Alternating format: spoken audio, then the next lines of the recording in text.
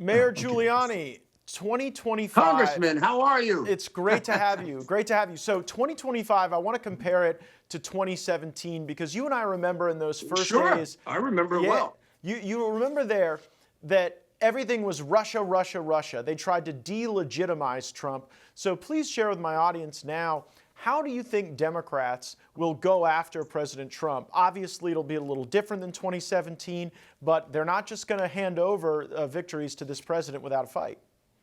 That's true, Congressman. I don't think they figured it out yet. They're sort of, it's sort of like a team that's been destabilized, and they haven't come up with an organized strategy.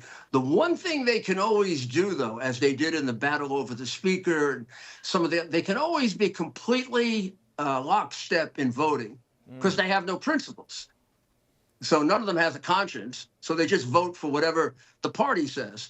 And that's why they're dangerous because, what do we have, a 3-vote margin in the House?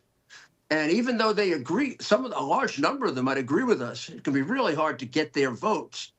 Ronald Reagan passed his tax reduction with a Democratic House because he was able to get like 20 or 30 Democrats to vote for it.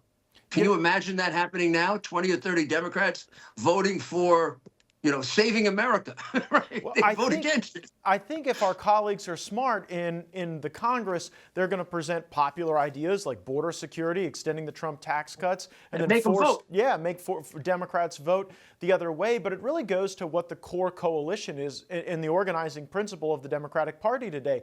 They don't seem to have an economic message, so they tried to make us all appear like we were dangerous and threats to democracy. The voters rejected that soundly, and so you wonder whether or not it's going to be a lot of these Democrat attorneys general, Democrat DAs trying to frustrate the immigration agenda of President Trump. Do you think they'll recede to that level of the battle space? I do. I don't think, I honestly don't believe they've come up with their strategy yet, but they will. And they are in disarray right now. They have a number of different ideas, a number of different approaches. I mean, a couple of them tried, we'll stand there and stop you from coming in. And Holman dealt with that great. He just put a smile on his face and said, well, great, I'll arrest you. I've arrested a lot of people. I'll arrest you. So I think they're worried. You really rose to the level of prominence you did in New York because so many people were grateful for the security you provided. And crime is becoming an issue, rising on the matrix for so many Americans. Some of the key seats that we're going to have to defend in the midterms are in the state of New York. You know the politics there well. Give us a sense. I mean, you won New York as a Republican, which almost seems unfathomable now because you were a conservative Republican. You weren't like an Arnold Schwarzenegger Republican. What was the Giuliani coalition of voters that made it happen in New York? And maybe what lesson does that teach some of our frontline candidates who are out there in urban areas and suburban areas? It was law and order, independents and Democrats. Who were in very large numbers then, and isolated were the fringe, what would then be the most left-wing Democrats. That number of, I don't know what you'd want to call the middle of the road, Reagan Democrat, that number has shrunk greatly. I think Donald Trump got about as many as you can get. Certainly on the independent side. On the Democrat side, in New York, it's very, very hard. Let's look at, all throughout the country, Trump did better in this time than he did 8 years ago and 4 years ago, except in Manhattan, where he won one election district.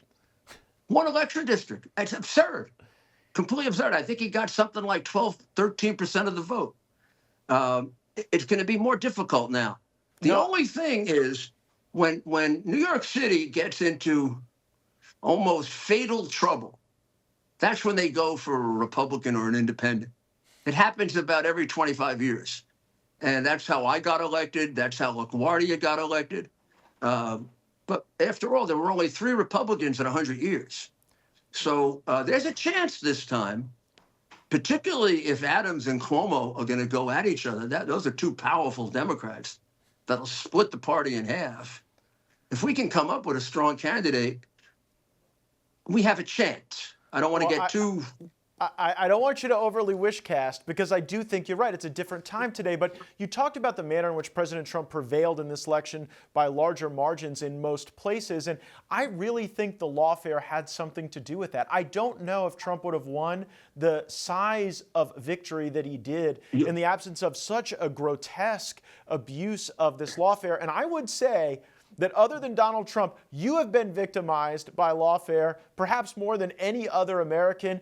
We care about you. I care about you. So many Americans do. Give us a sense, like, what is the day in the life of Rudy Giuliani these days? We know you've got the great podcast, America's Mayor, that everybody loves. Yeah. I love listening to. But what's it like for you? Well, I mean, let's take Monday.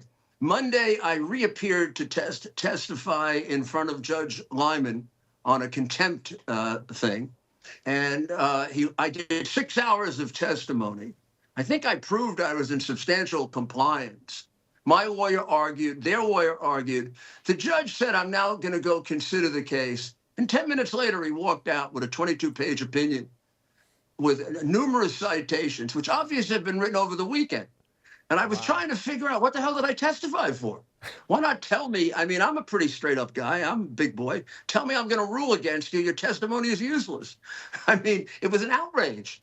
I mean, the guy didn't even. I was a law clerk to the chief judge on that district. And of course, I've practiced there all my life. Judges who do that at least have the courtesy of waiting a little to make it appear as if they're being fair. This guy didn't give a damn. The thing ends, he walks out, comes out 10 minutes later, got this big opinion, and he reads the whole thing. The thing was decided over the weekend.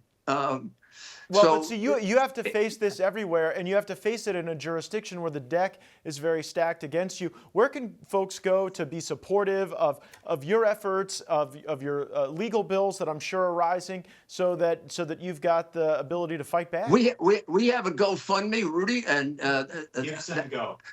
What is it? Give, Send, Go. Give, Send, Go? Give, Send, Go /Rudy. All right.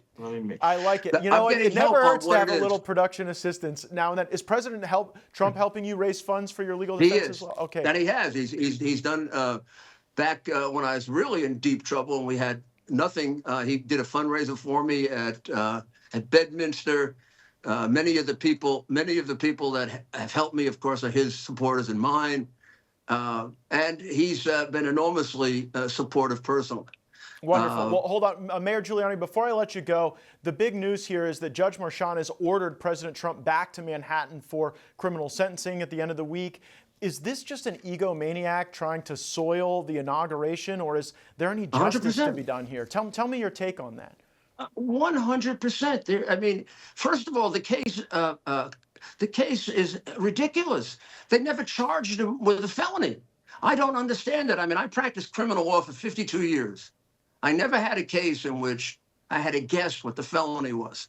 The indictment says he caused a false entry to be made in a business record to further a felony.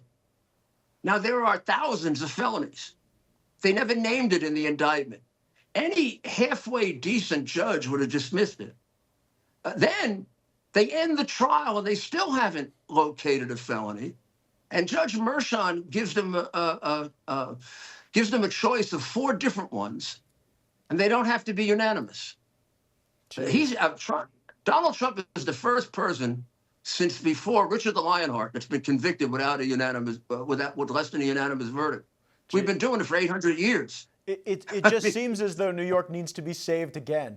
Like every generation gets the Rudy Giuliani they deserve, and I'm 42. We need our Rudy Giuliani to show up and save Gotham, because you certainly did it a time ago when it was a very different battle. You were fighting against the mob, against these street gangs, and now that battle has gone to the courtroom, where the thugs and the criminals sometimes are the ones wearing the robes and able to execute prosecutorial power, and we can't allow it to happen. And I'm grateful you're in the breach fighting, and we're so grateful for what you've done for the MAGA movement.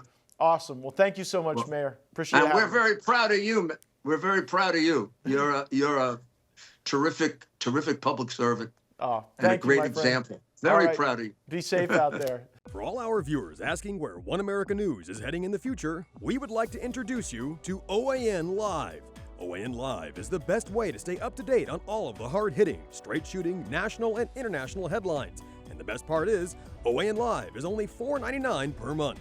All the credible, honest, unbiased reporting One America News offers at a fraction of the cost of cable. Just go to OANN.com to easily sign up for OAN Live and stay informed.